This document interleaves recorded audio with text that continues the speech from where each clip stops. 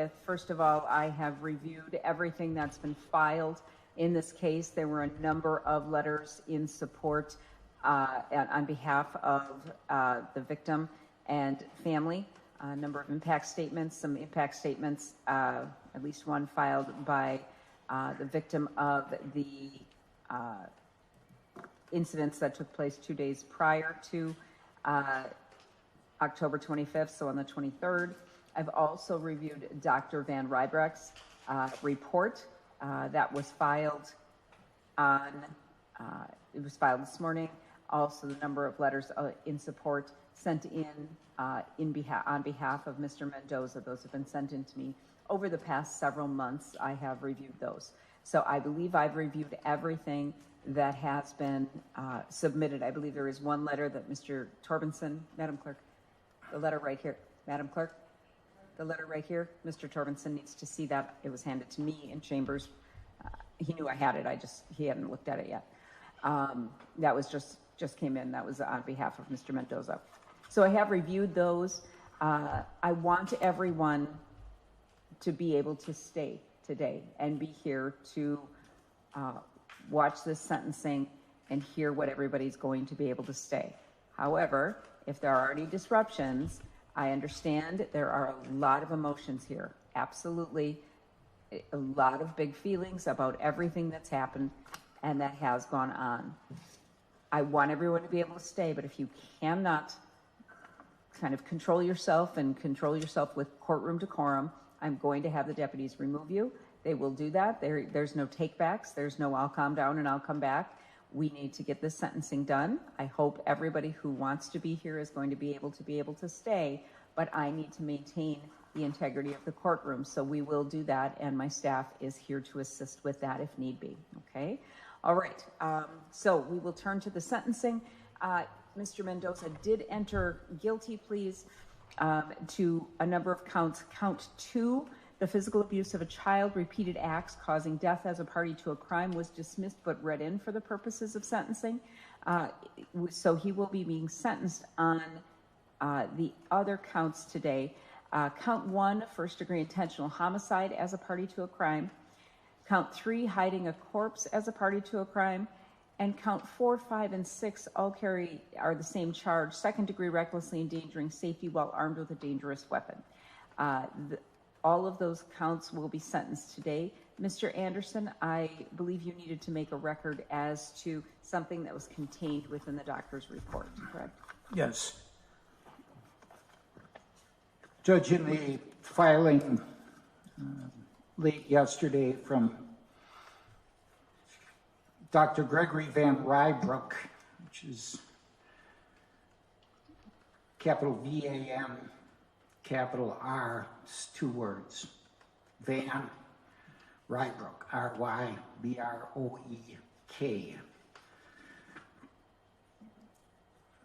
He was involved with Mr. Mendoza as part of the NGI investigation, and then I asked that he see Mr. Mendoza again this week, and he did. Of concern to me is that when Dr. Van Rybroek saw him on Monday, he was actively psychotic. Mr. Mendoza, actively psychotic. And so I saw him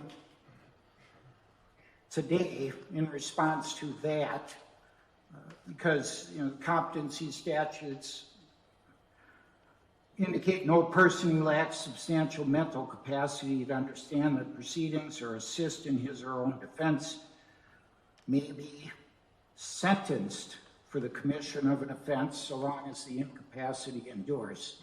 So in light of the findings of the doctor, he didn't make any opinion as to competency. I met with Mr. Mendoza at length today in the jail and am satisfied that he is competent. He understood questions that I put to him. He understands that sentencing is today. I talked to him what to expect procedurally at sentencing, and I am satisfied that he is competent to proceed to sentencing. So that's the record I want to make. I appreciate your comments. I had concerns when I read the report, but again, Dr. Van Rybroek did not speak specifically as to competency issues. He did talk about what Mr. Mendoza had described as far as his symptoms and what was going on. I think it's important to make this record because people think, well, if someone has mental health issues, they're not competent, and those are very different standards. Mental health issues can exist and someone can still be competent. Sometimes they're not, but I appreciate Dr. Van Rybroek's comments bringing this to the forefront, and I appreciate you and the breadth of experience that you have had meeting with Mr. Mendoza and being able to offer your opinion as to counsel that you are not raising a competency challenge now. As I said, things exist on a spectrum, and not competent and suffering from mental health issues are not the same thing. So I appreciate you making that record. Thank you. So with that, Mr. Torbenson, I believe we can go ahead. We do have a number of people who are on Zoom, sometimes during hearings on this specific thing, because there are so many people who wish to participate. I will tell everybody on Zoom that you need to remain muted. Everybody who comes into the Zoom is muted, so please don't unmute yourself. And I will keep an eye as much as I can while we're doing this on anyone who else comes into the waiting room and let them in if someone is delayed, but I can't guarantee that, so I'll do what I can. All right, Mr. Torbenson, you may go ahead. Yeah, briefly before I begin, with parties on Zoom, am I also able to have evidence control at points and play things for the court? Yes, I believe they will be able to hear, but not see. Oh, it's better that they don't see. That's fine. Okay. Okay. All right. Are you going to use the screen for that? Yes. Okay. If you're going to do that, I'm going to have to come down because I need to get a closer look. Okay. You know me, so. Okay. No. When considering the serious nature of this defendant's offenses, this defendant's character, including his age and his mental health diagnoses, and the need to protect the public, the state is recommending on count 1 that the court make the defendant eligible for consideration of release on extended supervision after he serves 50 years of initial confinement. On counts 3, 4, 5, and 6, the state is asking the court to enter maximum sentences on each one of those counts, run them consecutive to one another, but concurrent to count 1.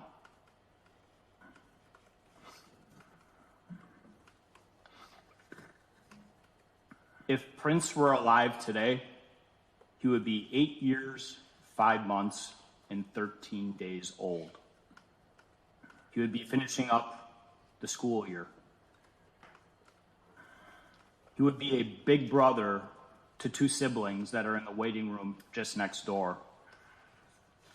2 children who are too young to fully fathom what it meant to lose a big brother. 2 children who to this day are asking where Prince is.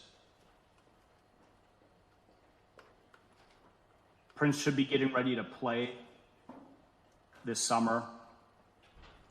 He should be getting ready to ride bikes, hang out with friends, enjoy the warm sun,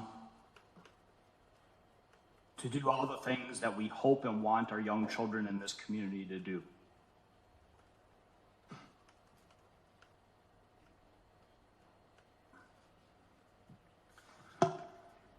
On October 25th of 2023, this defendant literally silenced Prince. Prince started off that morning wanting to go into the basement to spend time with this defendant and the co-defendant. Like any other young child, he looked up to this defendant. He wanted to spend time with this defendant. He likely mimicked the behavior that he saw this defendant engage in.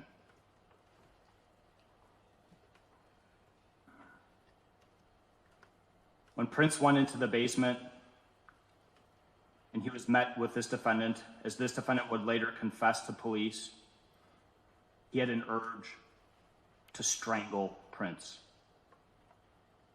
He wrapped his hands around Prince's neck and he choked until there was blood. Prince was foaming at the mouth. He was losing consciousness. Mr. Patura walked in and observed what was taking place. And the choice that he made that day is one that will haunt Mr. Patura and should haunt Mr. Patura for the rest of his life, because he chose to assist this defendant in murdering Prince.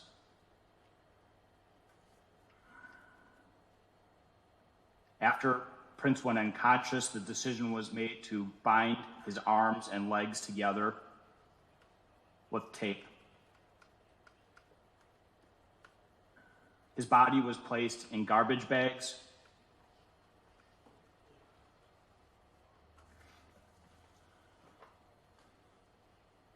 And as Prince's body was being placed in garbage bags, he began to come to again.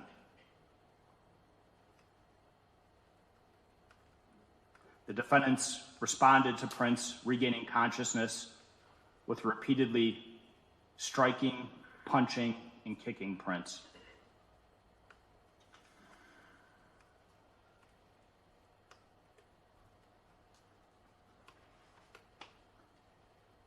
Then they grabbed a golf club and took turns swinging at his head.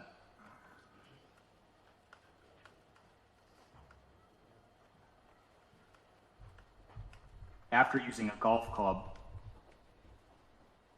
a dumbbell weight was dropped on Prince's head. At autopsy, the indentation and imprint of the amount of weight was seen on Prince's body.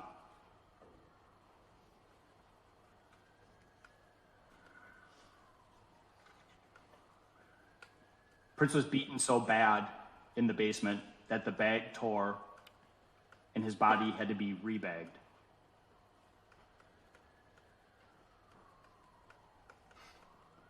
But the violence didn't end there.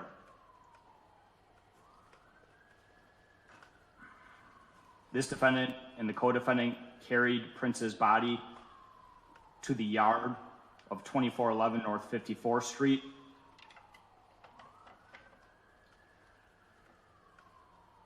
where Prince's tiny little body let out moans.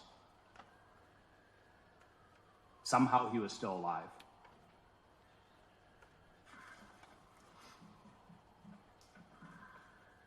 From there, a 78-pound concrete bird bath was picked up and dropped on Prince. It would be the last time Prince made a sound.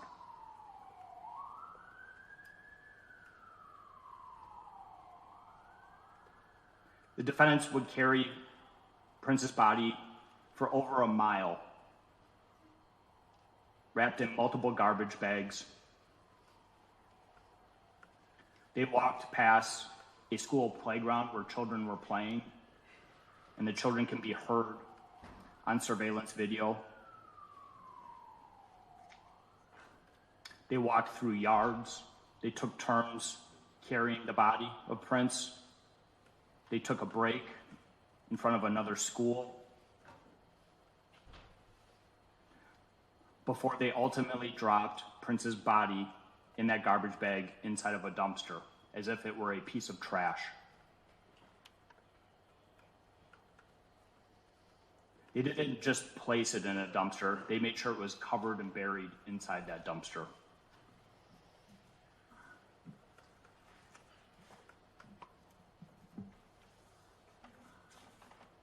During the early afternoon hours of October 25th, 2023, the parents of Prince noticed that he was not in the residence. They began to search the house. They began to search the neighborhood. One of the most chilling aspects of this case is the co-defendants, this defendant and Mr. Patura, actually assisted in that search, knowing all the while where Prince's body was.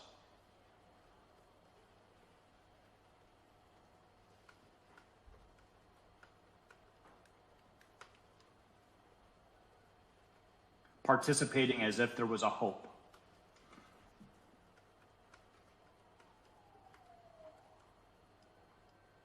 Participating as if they believed he was still alive, when that was nothing more than a lie.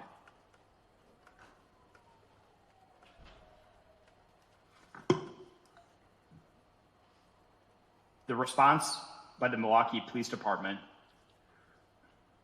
to Prince being missing is astounding. Too often, law enforcement gets criticized publicly whenever something goes wrong. Very few times do we actually celebrate the remarkable work they do on a daily basis. They conducted a canvass of the neighborhood, including contacting over 200 houses, residences, and businesses. When the initial scope of the search did not locate Prince, they expanded it by another square mile.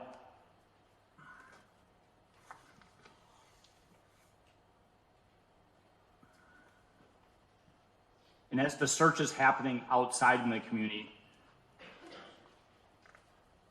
Detective Buffman with the Sensitive Crimes Division of the Milwaukee Police Department responds to the residents. And as he's walking through the residence, he notices blood stains on the basement floor. He notices blood spatter on blankets that Mr. Patura used to separate his living space from the other areas in the basement.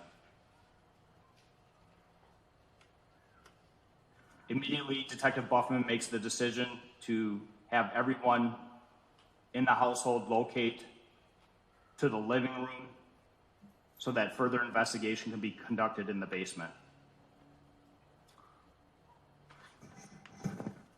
A cadaver dog was brought in. Luminol was used, displaying numerous areas in the basement where there was blood spatter and blood left from the brutal homicide of 5-year-old Prince.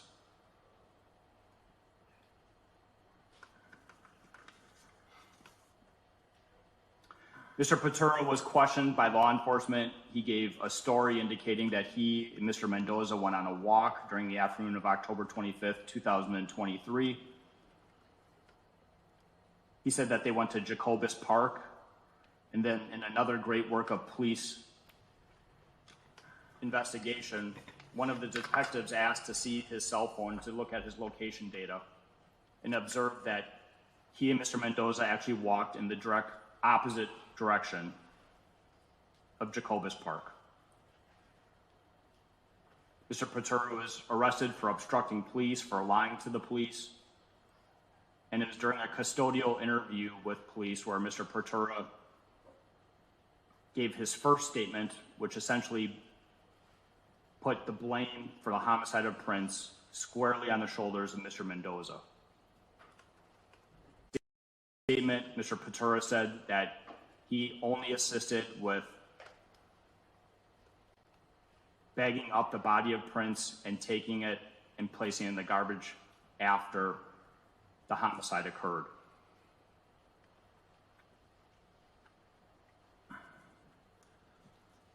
Based on that information, Erik Mendoza was arrested and questioned by police. Again, in really phenomenal police work, Detective Mark Arms and Kent Gordon questioned Mr. Mendoza. And for anyone who has concerns about Mr. Mendoza's role in this homicide, all they need to do is watch this interview. Because the detectives don't give any information to Mr. Mendoza other than to say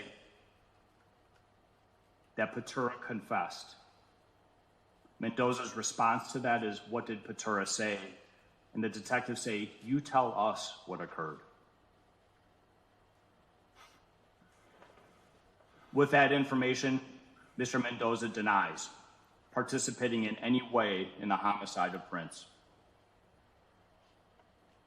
Next, the detectives show a single photograph, a screenshot of surveillance video of Mr. Patura and Mr. Mendoza walking with the bag that contains Prince's body. Mr. Mendoza again denies any knowledge of what happened to Prince and says that he's carrying a bag of garbage. This is sophistication. This is a admittedly 15-year-old child who was able to lie in the face of detectives multiple times.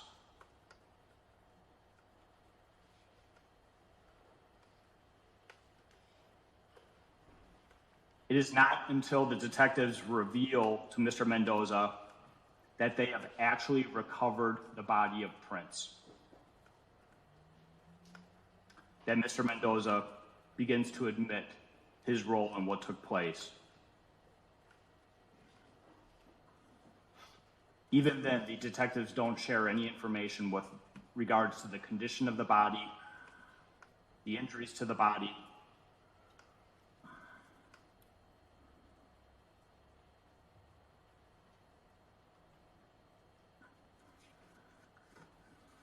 when Mr. Mendoza confesses,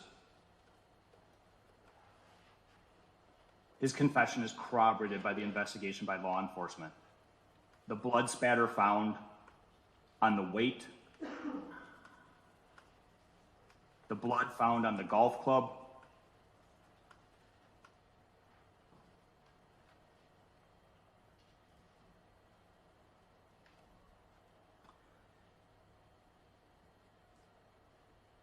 when the detectives were questioning Mr. Patura, he provided information that Mr. Mendoza had actually just 2 days earlier stabbed multiple people in the city of Milwaukee.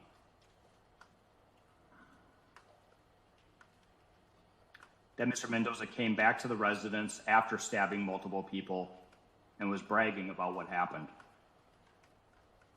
believing he may have murdered those individuals.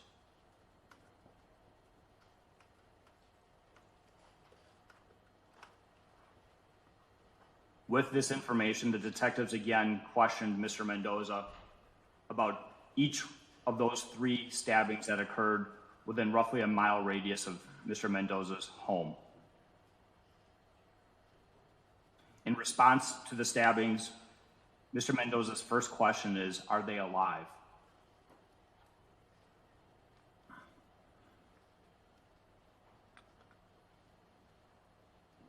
Mr. Mendoza would eventually admit to stabbing 3 different citizens, all of whom were doing very different things in this community, waiting for a bus, getting food, walking, when each one was stabbed in the back.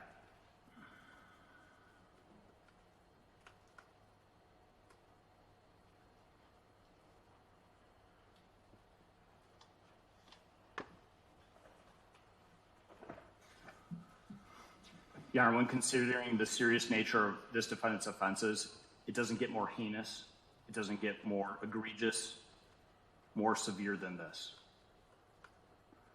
A 5-year-old child from this community suffered as he was repeatedly beaten,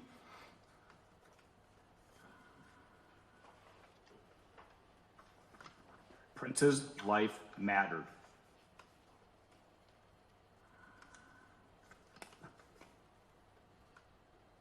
We will never know what Prince could have been.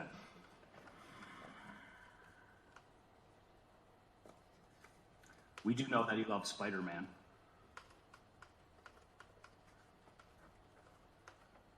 And his 2 younger siblings are decked out in Spider-Man clothes today to honor and recognize their brother.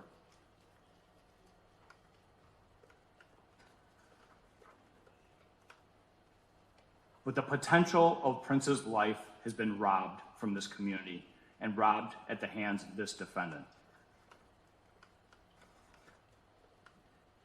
He's not going to school. He's not going to learn how to play sports,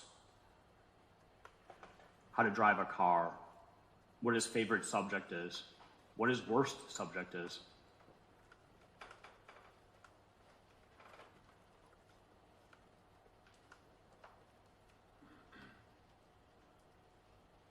It is a tremendous loss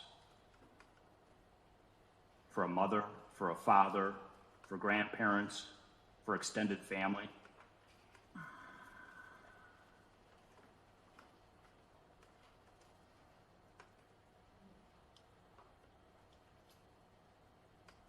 The autopsy on Prince's body demonstrates the brutal level of violence that was imposed on his tiny little bones. He had a hinge fracture to the base of his skull. In my conversations with the medical examiner, they talked about the significant amount of force to cause a fracture to that area of the skull. It's a very rare, very unusual fracture requiring a great level of force. He had fractures to his right parietal bone and the frontal bone of his skull, lacerations to his dura, subdural hemorrhaging, subarachnoid hemorrhaging, multiple bruises to his brain or cerebral contusions. His left clavicle was fractured. He had hemorrhaging in his lungs, in his diaphragm, hemorrhaging of his intestines and his mesentery.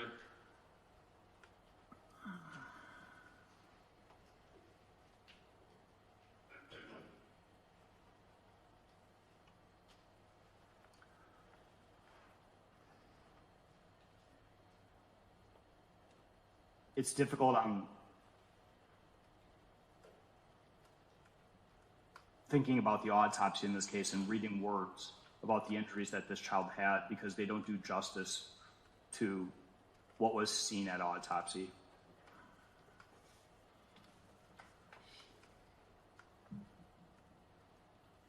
He had multiple lacerations on the outside of his body and to his face.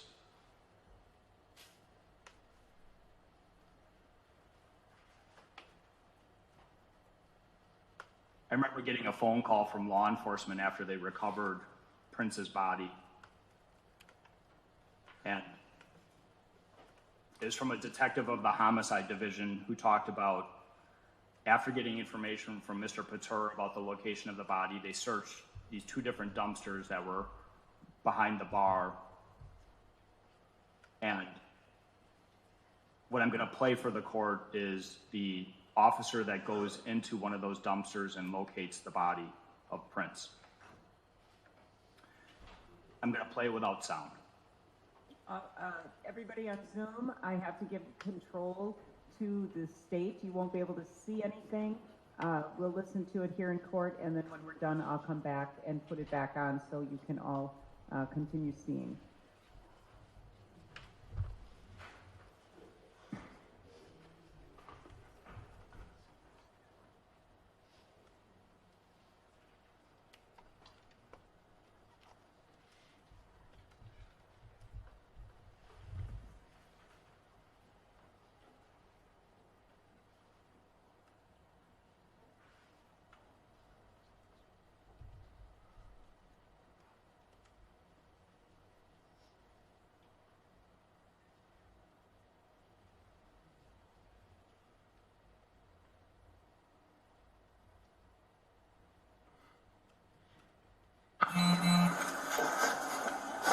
You got, okay, yeah, you got it.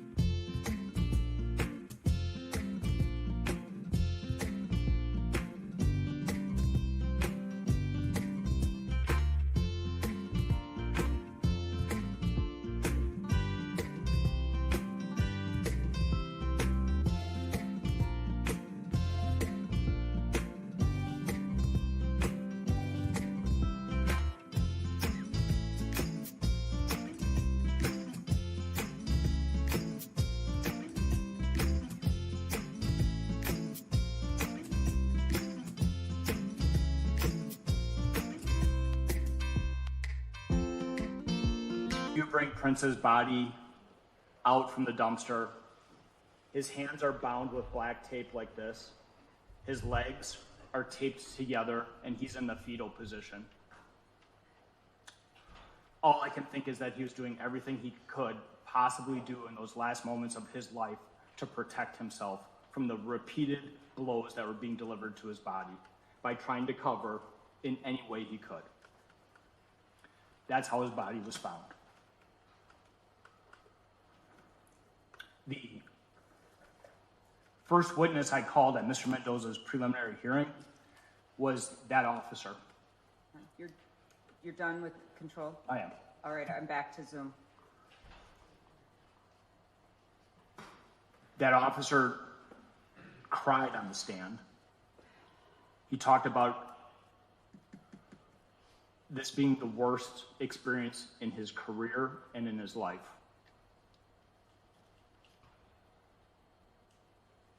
The detectives and law enforcement officers that were all on scene when Prince's body were recovered talked about the moment his body was brought out, there was a moment of silence that fell over all of law enforcement that was present.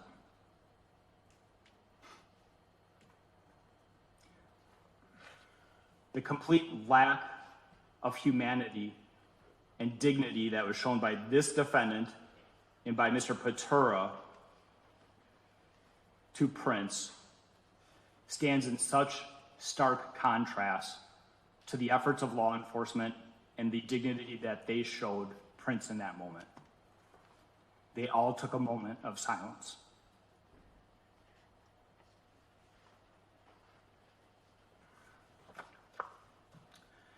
Your Honor, when considering the serious nature of this defendant's offenses, it does not get more serious, more egregious than this.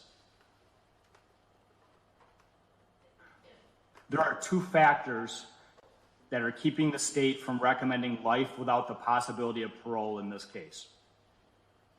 Those two factors are Mr. Mendoza's age and Mr. Mendoza's mental health diagnoses. Those two factors together, along with United States Supreme Court jurisprudence,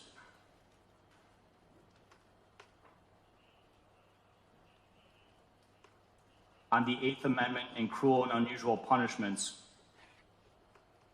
dictate that juveniles should not be given sentences of life without the possibility of parole.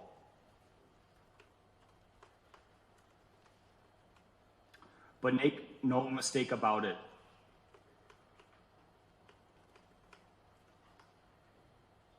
Erik Mendoza is dangerous. Even if it is portions of his mental health diagnoses that lead to that dangerousness, he represents a substantial danger to the community.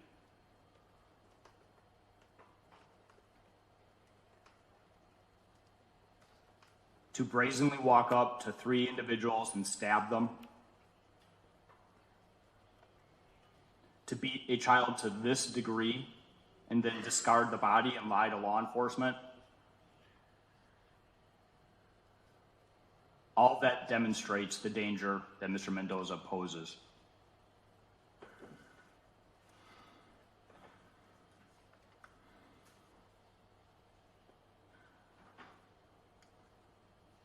It's a positive,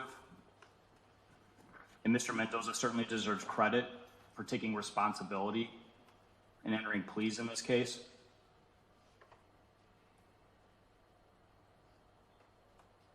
This would have been a difficult and painful trial.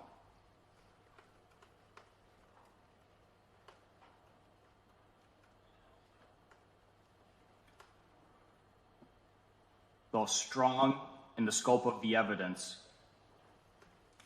the amount of vicarious trauma that has been created and would have been created if this did go to trial would have matched in breadth and scope the strength of the evidence. Certainly, Mr. Mendoza deserves credit for entering a plea and sparing that additional trauma. There's a strong need to protect the public in this case. There's a strong need for specific deterrence and punishment of Mr. Mendoza. There's a strong need for general deterrence. Our community at large needs to know that we value our youth. They are our most vital resource. They are our future. They are worth being protected to the highest degree. And when this level of violence is imposed on such a young, defenseless, innocent child,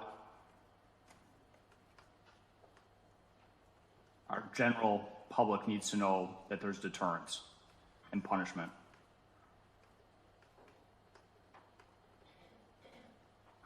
Your Honor, for all the reasons the state has presented, I'm respectfully requesting the court sentence Mr. Mendoza on count 1 to life with eligibility for consideration of a release after 50 years of initial confinement, and then counts 3, 4, 5, and 6. The state is respectfully requesting that the court impose maximum sentences but run those concurrent on count 1. I believe there are 4 members of the family that do wish to address Your Honor. All right, I appreciate that.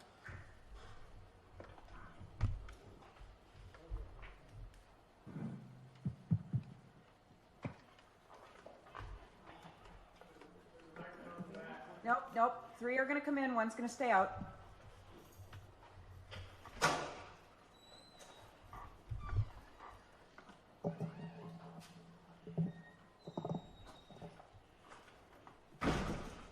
Hi there.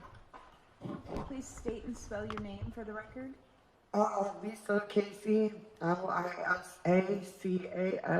All right, Miss Casey, what did you want to tell me?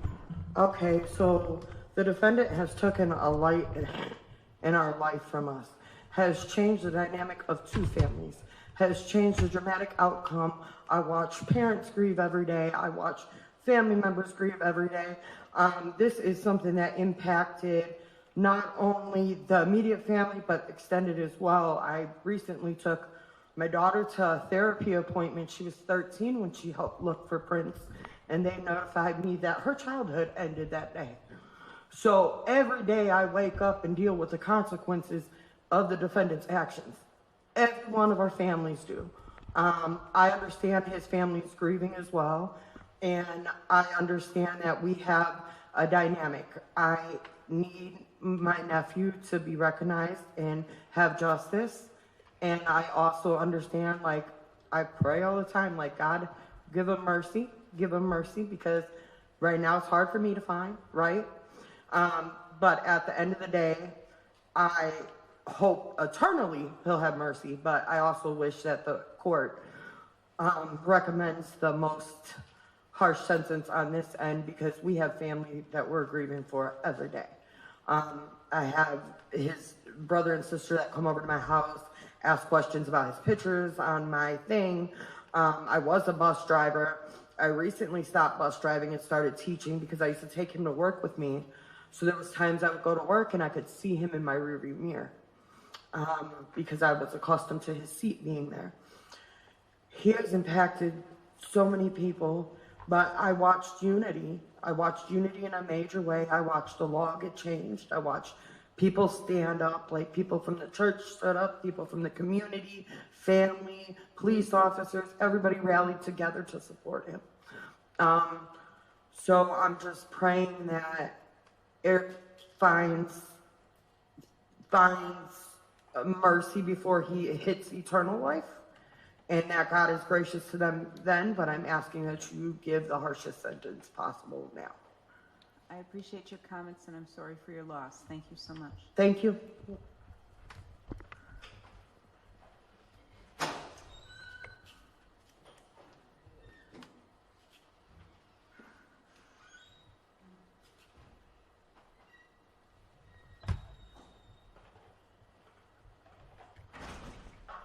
Hi, can you state and spell your name? Jordan Barger, JordanBarger. Okay, what did you want to tell me? I would like to start off by saying This is my second family. He was my little brother. I've known his sister since I've been 13 years old. His mom always helped me, took me in. I lived with them. That was my baby's uncle. He looked up to him, especially when they were outside boxing and, you know, with boxing gloves playing. He looked at them and always wanted to play with them. Always wanted to be around them. But I am so hurt, so angry, just because that was supposed to be my little brother. That's supposed to be my family. But family wouldn't do that to their nephew, to a child. And I just hope he does get the maximum, because my baby didn't deserve anything. He was the sweetest. He's never hurt him. He's never messed with him. He's just wanted to be by him. He was playful. And now my baby can't do that no more. Not even with his brother and sister. I have my son that comes up to me every day asking for his brother. Then my daughter, she hears it and she starts crying. Mommy, I miss Prince. Then my son, Mommy, is Prince dead? How that makes me feel is, I don't even know. It's so hard to explain. It's hard to explain to them. It's just the hurt, the pain, the anger. I don't know. It's so hard to explain those. You know, like I said, that's supposed to be my little brother. That's supposed to be family. And after all this, I just want him to sit for the rest of his life knowing what he did to my baby. Thank you. Thank you so much, and I'm so sorry for your loss. Thank you.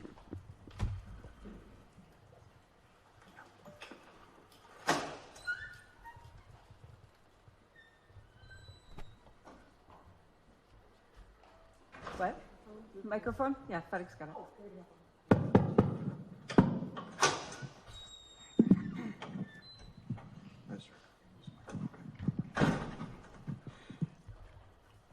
Hi, can you tell me your name?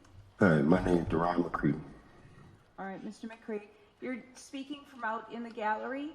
I think everybody's decided that's probably best for everybody because you did have some outbursts and this is so emotional for you, but we've given you a handheld microphone. There's no disrespect meant by having you do it this way. Do you understand? I know. Okay, all right. What did you want to tell me?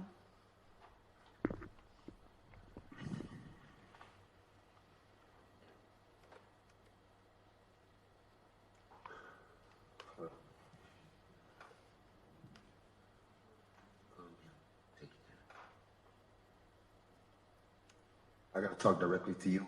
Okay. No, I'm Yeah. asking. Yes, you do. You can't direct your comments to him. He'll hear you, but you have to talk to me. Okay. Well, what I want to say is, I wish this guy would die and burn. No mercy. And I wish I could do it with my hands. And I pray that you release him so I can do it. When he killed my baby, he killed me. I'm a different person now. My life is my kid's life. And he already took one. So I don't mind giving up the rest of it for them, which I am doing and have done and will do.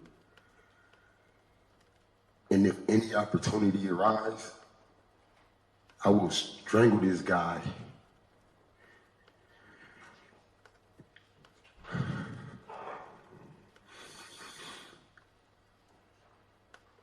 I would do everything he did to my son, but so much worse. And he knows. There would be no chance of him stopping me. It ain't crazy, it's the truth. No.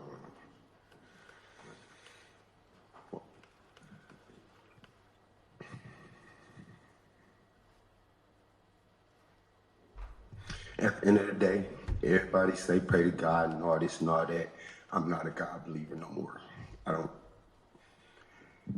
I believe there is a God, but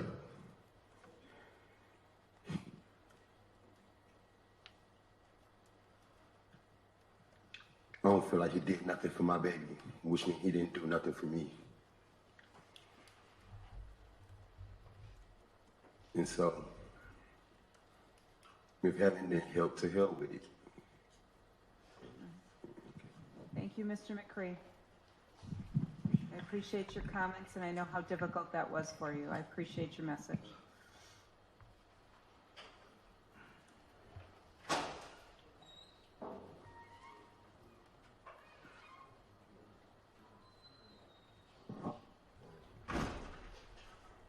Hello, Jan. Bye.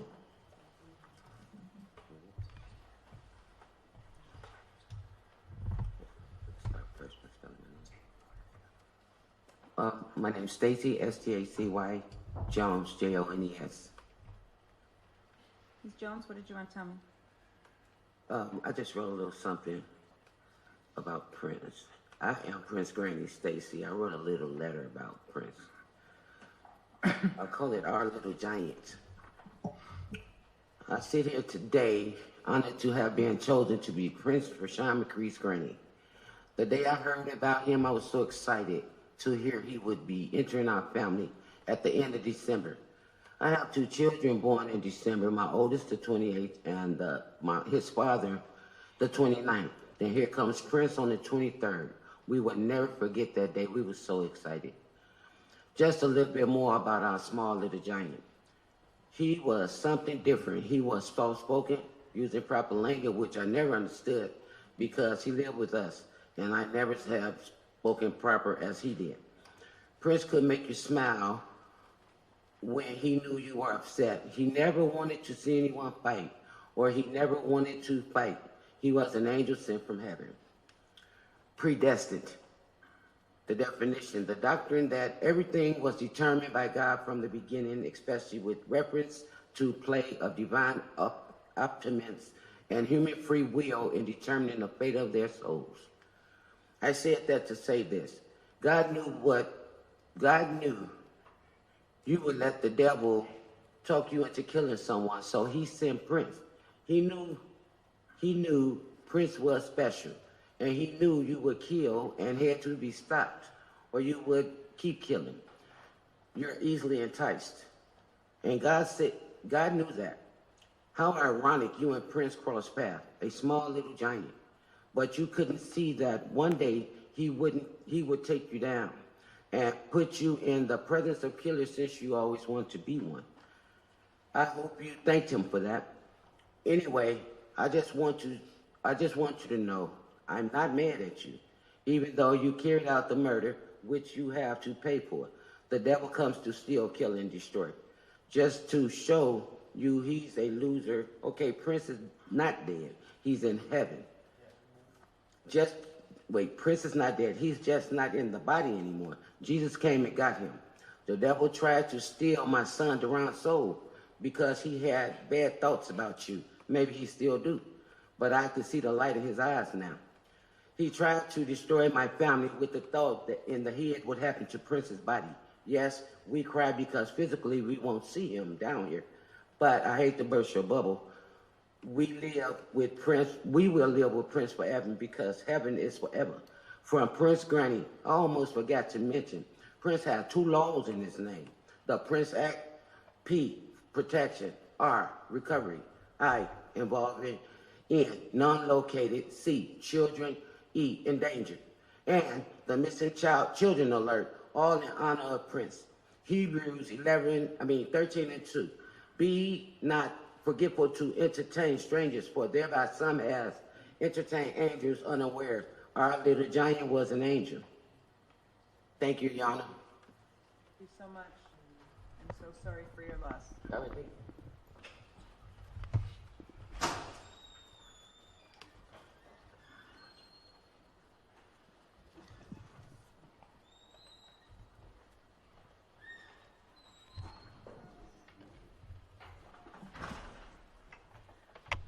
that it, Mr. Torbenson? Yes. All right, thank you. Mr. Anderson? All right, thank you.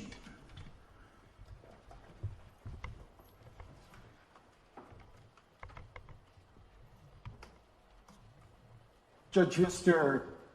Mendoza is extremely mentally ill, significantly mentally ill. Has been since early childhood. As I've indicated here at the outset regarding competency on the issue of that, he's actively psychotic today and has been for a significant period of time. Most recent reports, and I've been through 4 doctors trying to find an explanation for just the most horrific crime.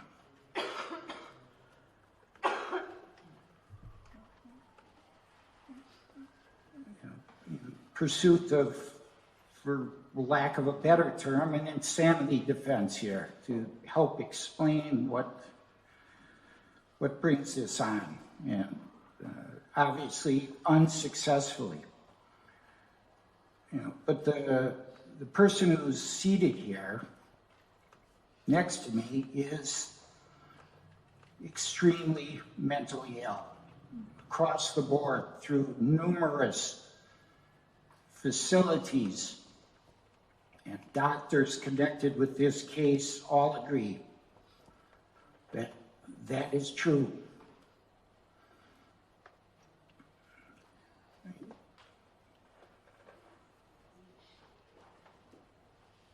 The most recent doctor who saw him earlier this week describes it as frank psychosis, obvious and unmistakable, marked by evidence of appearing to listen to voices in his head and other inappropriate behavior.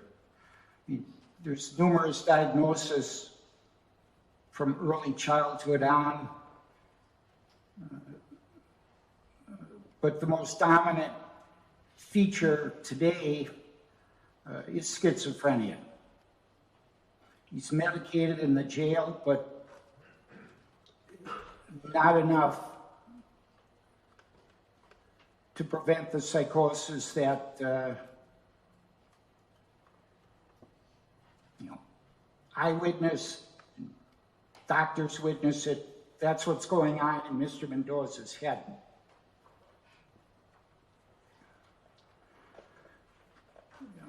Legally, it's not a defense. To my dismay, but legally, it's not a defense. But he's extremely troubled. Dangerous, obviously. His psychiatric history goes back to early childhood. It became more pronounced when he was 8. He began having trouble with his thoughts, hearing voices.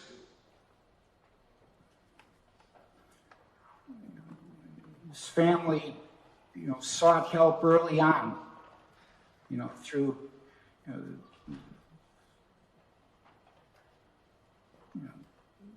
there were signs in Milwaukee Public Schools. Family took action.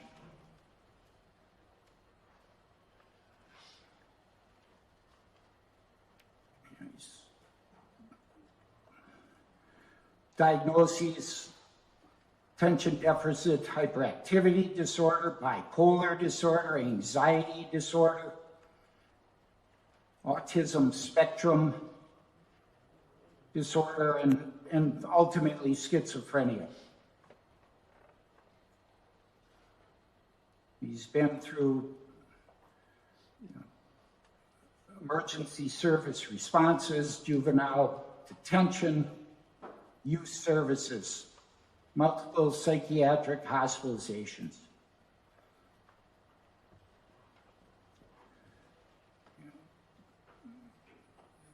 Finally, when he's 15, he's admitted to Rogers Behavioral Health, and then, most significantly to Winnebago Mental Health Institute.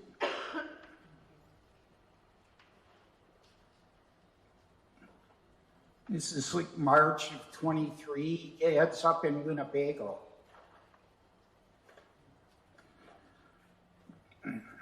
This is court ordered.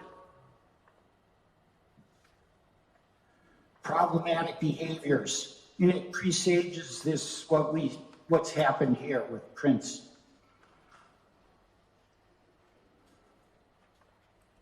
Problematic behaviors that included auditory and visual hallucinations, thoughts of homicide. It's an emergency detention. Requires evidence of dangerousness and significant mental illness.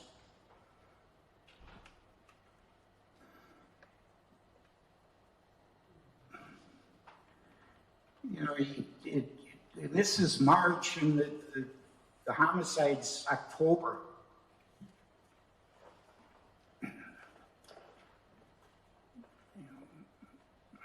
So some 7 months before, clinical notes from Winnebago. And his mother begged to keep him.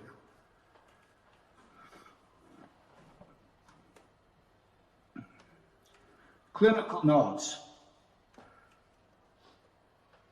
They had concern, that a locked psychiatric facility, if he's not within that place, he could decompensate. You had to skip the normal process, of admission because it was dire.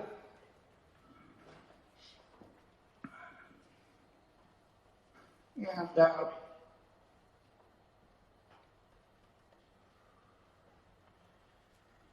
Winnebago, because of the court system, and by law, they had run out of time to take care of him. He's discharged March 15, 2023, against medical advice. He came in with the same diagnosis, left with the same diagnosis. And some 7 months later, this happens. There's marijuana use, there's drinking, self-medication. I know he wasn't taking his medicine as he should for the schizophrenia, but the bottom line is that he belonged in a treatment facility at the time this happened, but he wasn't, obviously.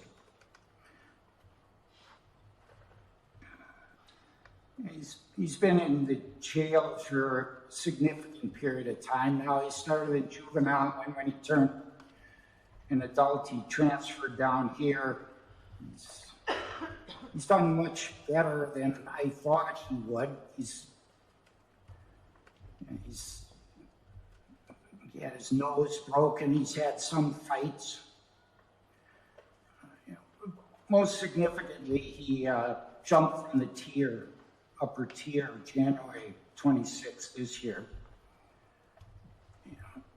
Indicated that he didn't feel like his life was worth anything anymore. It's a suicide attempt that failed.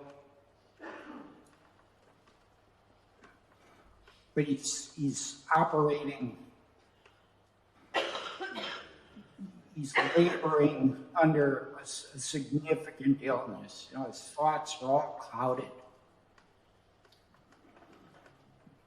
He's medicated now, but you can imagine where his thoughts were at the time of this incident. He's a completely clouded, troubled person. And then you had David Patura, who played a significant part in this. Older person, just an overall bad person. Played a major role in this as well.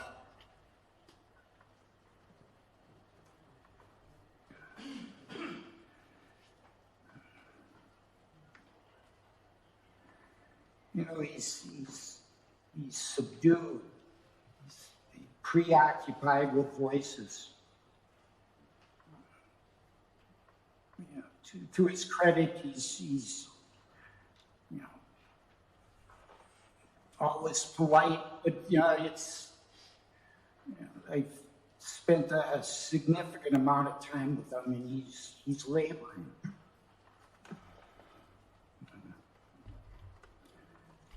So it's no surprise that something like this occurred. It's so awful, it's unbelievable, but the signs were there.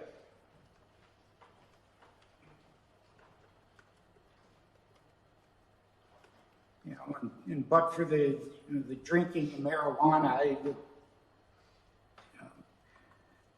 he's responsible legally for this, but he's a very troubled, seriously mentally ill person.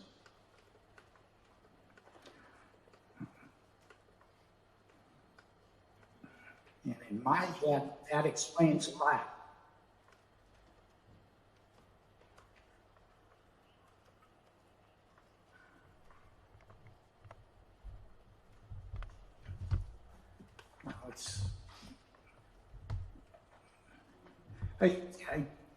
It's not that the system failed him, but I don't know how they could let him go from Winnebago. But that's what happened. No fault of his family, no fault of him. But he's got a lot of needs, a lot of needs.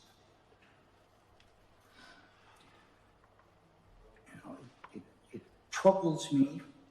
I mean, I'm grateful to the state for 50 years eligible. You'd be 68. That's a long time. You know, and it's, you know, I'd be a fool to say he doesn't need a significant period of time. He's got a lot of treatment needs. Worries me that it's going to be in a prison setting. There are places that he can go in the Department of Corrections that can protect him and protect others from him.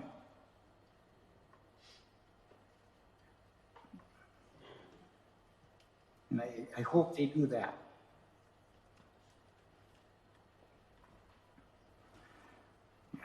You know, he was born with significant needs, and you know they're exacerbated now.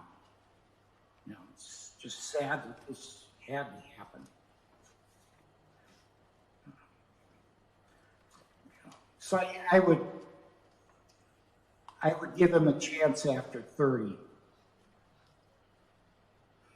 years in initial confinement. The balance was charges of stabbings, you know, run concurrent.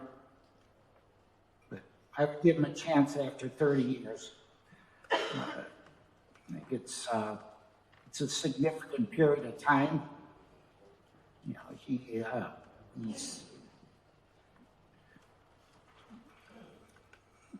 there was no trial here.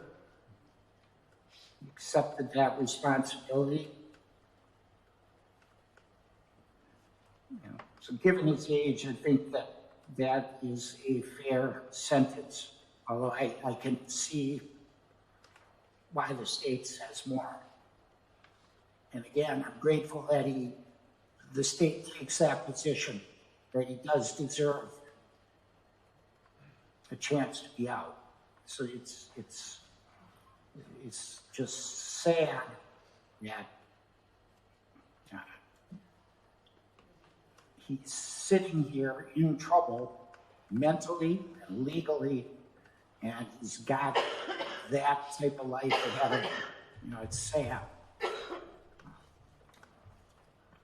Bitch ass nigga, it's sad that motherfucking Prince ain't have a motherfucking life. Oh, Fuck you talking about? please. Whoever that is being removed. If anybody speaks up, I will close the Zoom down right now. I appreciate how quiet everybody's been thus far, except for that one person. I'm not gonna let anyone else in at this point, and if anyone else speaks out, I will just shut the Zoom down and you'll all be out. Thank you. So that's my recommendation, Judge. It's a significant punishment for an extremely ill young man. Thank you. Thank you, Mr. Anderson. Mr. Mendoza, is there anything you would like to say? No. All right.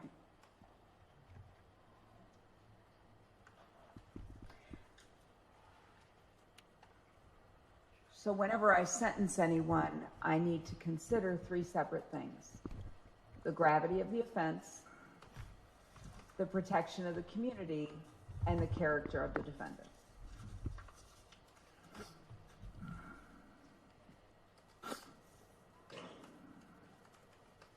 Mr. Torbenson is absolutely right. There is nothing more heinous and grave than this.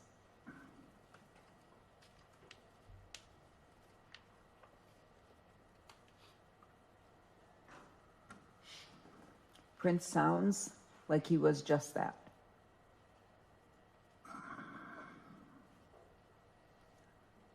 A light, a love, a shining star. And it is beyond tragic and awful that that light was extinguished. Mr. McCree, you okay? All right. Okay. All right.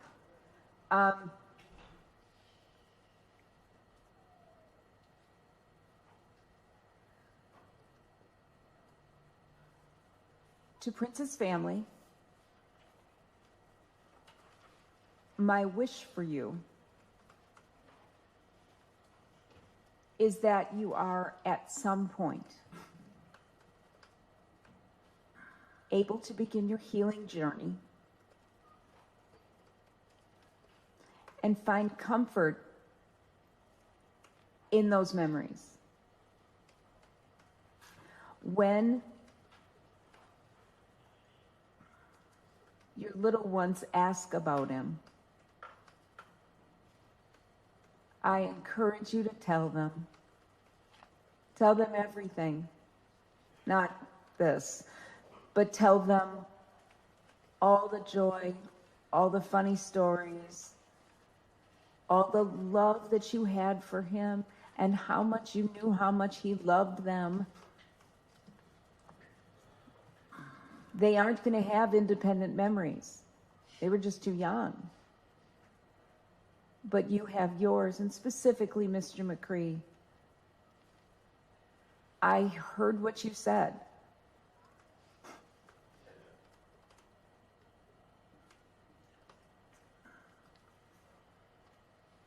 I'm afraid for you that the anger that you hold, I'm not saying I blame you for 1 second, but the anger that you hold is going to eat you from the inside out and deny your two kids the love that you had for Prince and that he got to see. I know you're shaking your head. I know you're compartmentalizing it. I just hope that at some point, nobody's ever going to be okay with this. I'm not suggesting that. But that you're able to move forward and hold him as a light that will guide you as you go on. That's all we can hope for.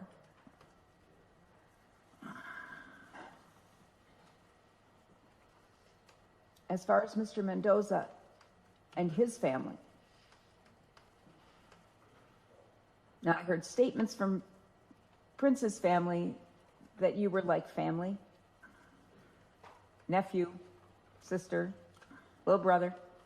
I heard the same comments in letters from you, that that's how you felt about them. I'm not saying anybody's going to get together anytime soon. But I believe that you tried to help Erik. That you said, help us. We need help. He's got problems. I don't know what happened at Winnebago. I don't know if it was driven by insurance or rules or whatever the situation was.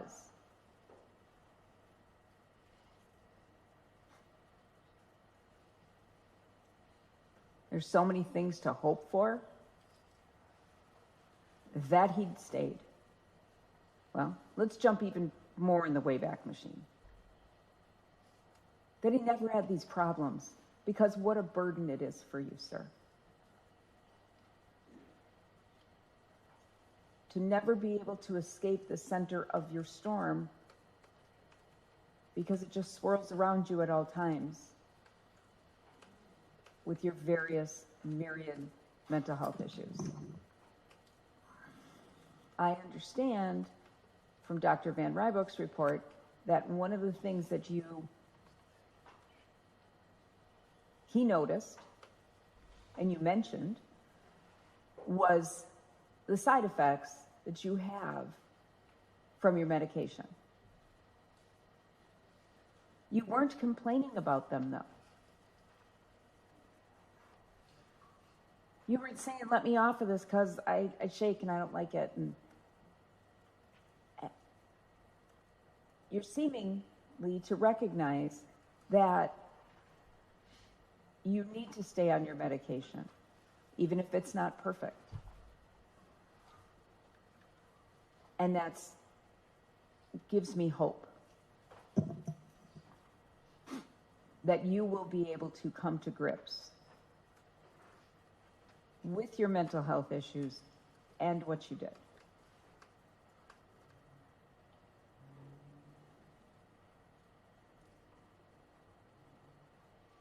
I wish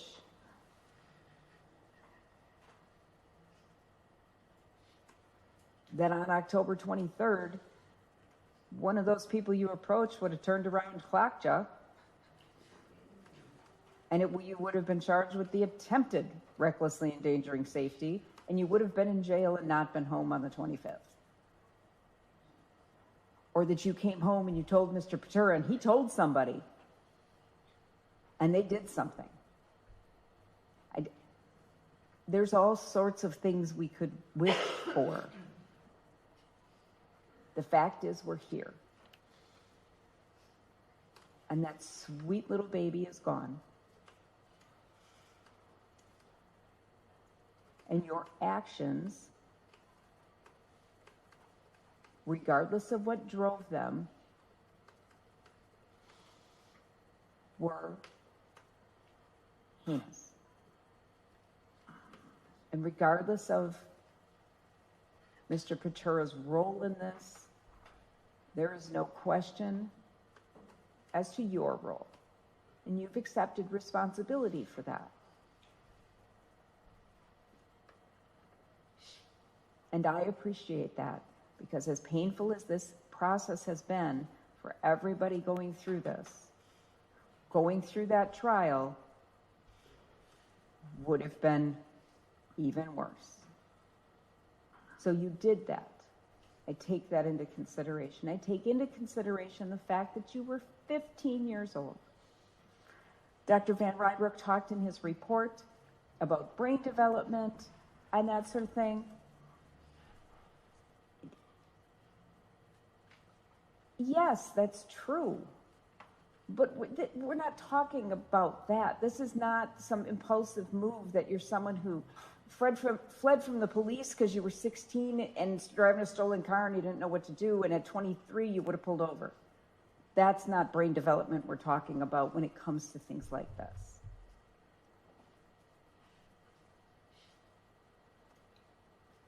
This is a deep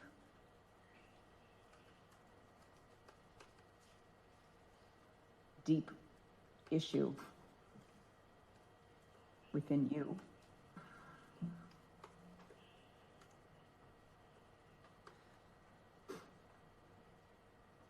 Certainly not helped in any way, shape, or form by your mental health issues, but not caused by it entirely either, I don't believe.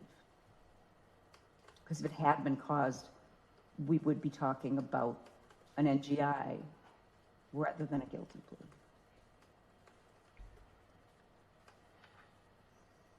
So I'm aware of the jurisprudence that's developed of juveniles and life sentences without parole and all of that.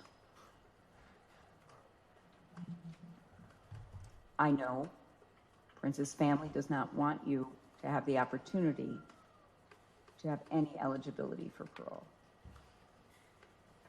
I think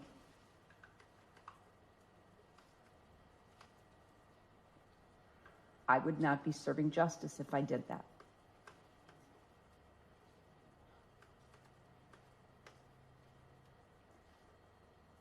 The state has asked for eligibility after 50 years. All of your, on count one, all of the other counts will be long expired by that time, if I fashion it the way the state has requested.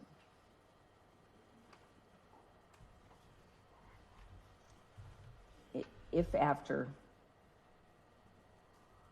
50 years in custody,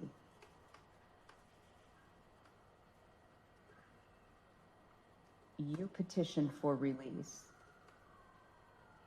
and it is granted, it will be because there have been some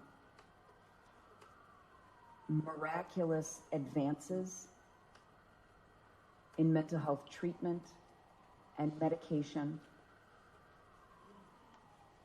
Who knows where we're going to be? 50 years ago, we were treating mental health very, very differently. Who knows where we will be? There are advances being made every day.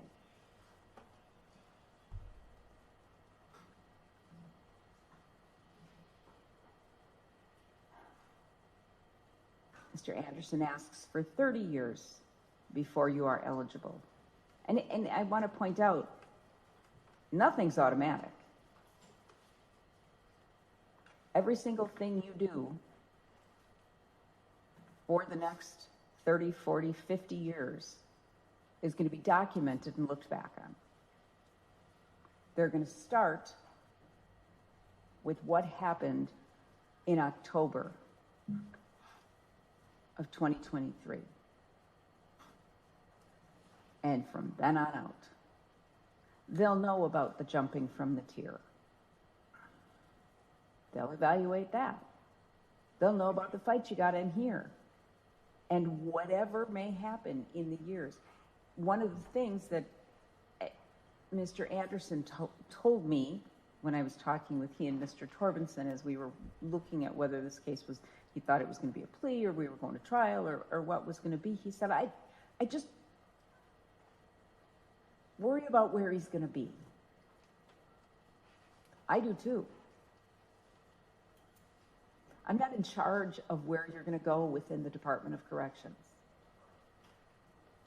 That's a whole different agency that makes their decisions.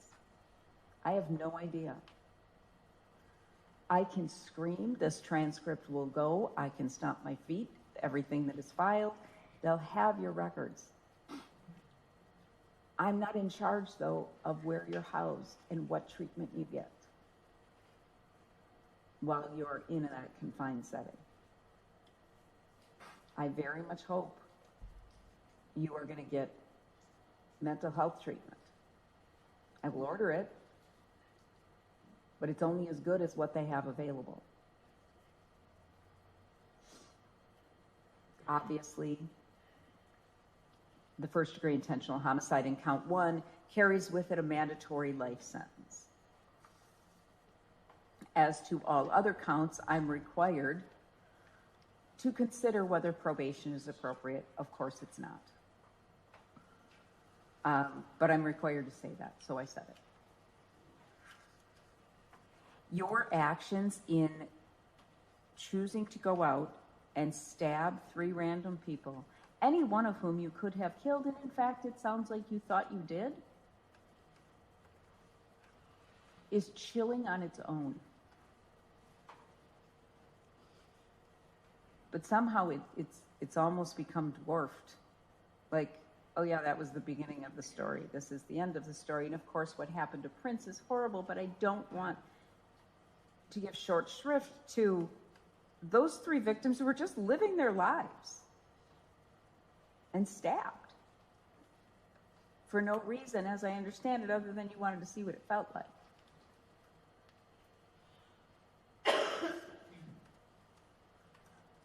I know there were some requests for restitution.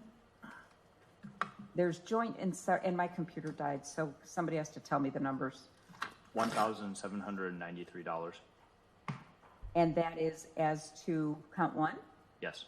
And what about, there's another one. I believe the amount put on the other form was 0. I'll check to make sure. Okay, I know I got a restitution form. I just didn't seem to know as far as medical bills, but there was 0. For the stabbings?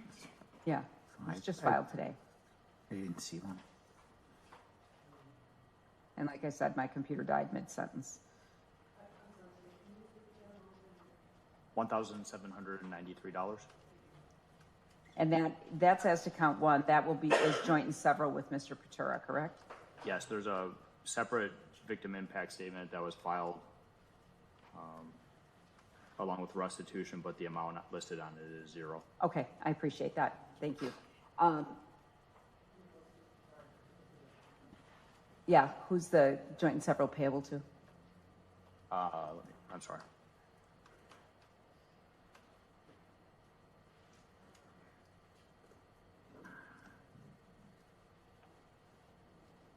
That would go to the mother. Yeah, JB. Okay. All right. So as far as restitution, I'm going to order. Is there a stipulation, Mr. Anderson? Yes. All right. $1,793 payable to JB. That is joint and several with David Patura, the co-defendant. As far as, I'll get to the numbers at the end. Conditions, I will have you have absolutely no contact with the family of Prince McCree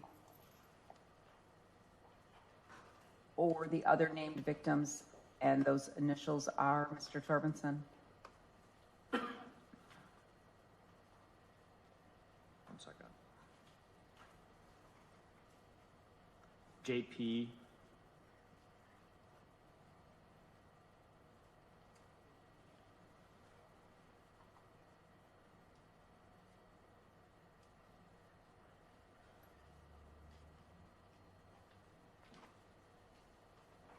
Would be for count 4. Count 5 is JS. And count 6 is EH. EH. Yep. No contact with JP, JS, or EH. I don't think you could find them, even if you tried, because they were completely unknown to you. They were just random strangers, but I need to give them a little peace of mind knowing that they're not going to hear from you. I will encourage you to take any educational or vocational training that is available to you. I would like for you to get your high school diploma. I know you have not graduated. I don't know how that is impacted by your mental health struggles. I know you've had some concentration issues and things like that as you were going through school and had trouble from an early age, but I encourage you to work on it. Restitution I already addressed. How much sentence credit does he have, Mr. Anderson? I have to calculate it, Judge. Okay. It'll be sentence credit was it from October 25th? Was he arrested that day or day after? 26, I believe. October 26th, 2023. We'll calculate it and give the number.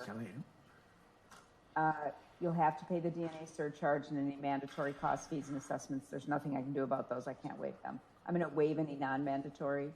All of that will be due and payable from your prison funds at a rate to be determined by the Department of Corrections. Then will be payable as part of your extended supervision if you are ever released, and then will convert to a civil judgment.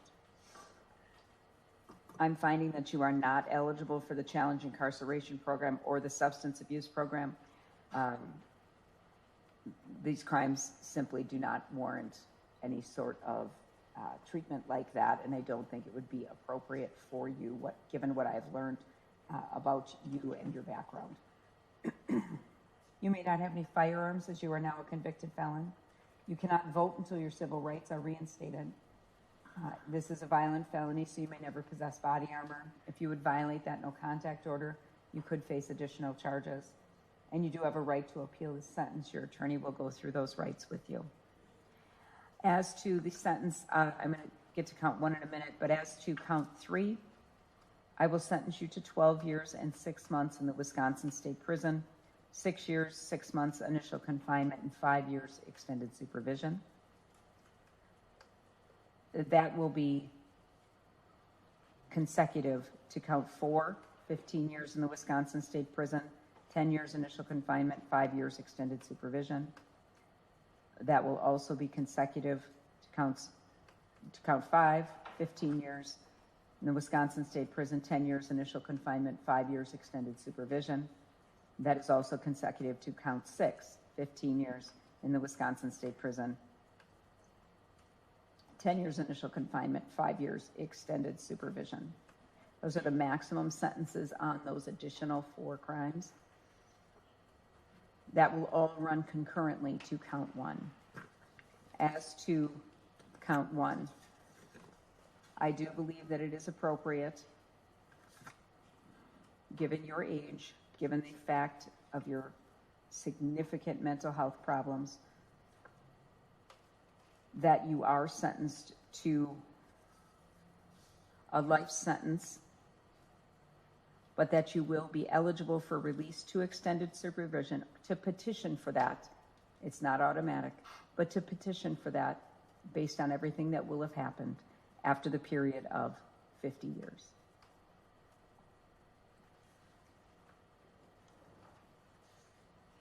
As I have said during this, my wish for everybody is peace. Thank you all. Good, thank you, Judge. Sidebar? Sure.